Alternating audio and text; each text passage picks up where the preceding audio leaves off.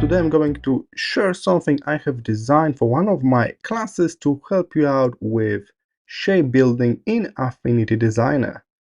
As you may know, to get a graphic design skills, it's not only about watching tutorials, we actually need to do some practice, go through some projects. That's why I prepared this little workbook.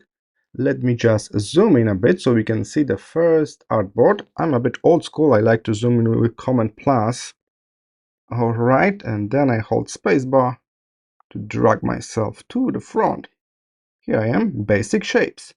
And as you can see, each artboard got a name on it, and this name will tell you what kind of tool you are allowed to use in that artboard. Because the trick is, I don't want you guys to use the tool that you're only comfortable with. So I'm kind of forcing you on each artboard to use certain tools to draw those gray out shapes. So that's the whole thing. That's our practice. So the first one is really simple, basic shapes. So we're drawing basic stuff like that. But then it will get a bit harder and harder and harder, and finally, depends on your level, it will challenge you to learn new skills, I hope. So the second one, we got smart shapes, and smart shapes are the one that you need to control with the orange point. You may notice some shapes got those orange points that allow you to make a control, right? So we can modify them to our needs. For example, we can turn this guy very quickly to be more like a flower. Here it is. And I just follow the pattern that is already there, the gray one. Seems like there's 8 arms, and take a look. Don't need to be perfect, just need to try your best to create a similar shape. And I limit myself in that second artboard. I challenge myself by using those smart shape controls, those orange points. All right, what's on the next one? Boolean operations, right? So now we must limit ourselves to operations that we can select from the menu at the top. Those operations are add, subtract, intersect, XOR, and divide. So this case is I need to add 2 shapes together, and I end up with this guy. How about the next one?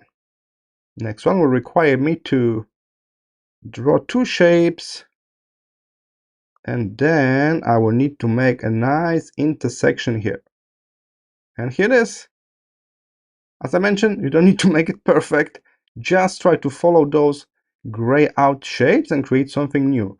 Every 3 artboards, I got this mini project for you. So I use those techniques to design something like this ice cream. And you should try to do something similar using those techniques we just learned. And then move to pen tool, node tool.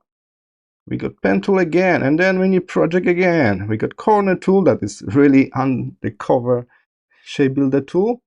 All of that, take a look. 6 different shapes, all made with just corner tool. So that's the point. You must limit yourself to that tool to practice that certain tool. Contour tool can be really shape building, all of those connections and stuff like that. Mixing tools together, that's this one. When you already learned few tools, then how to mix them together.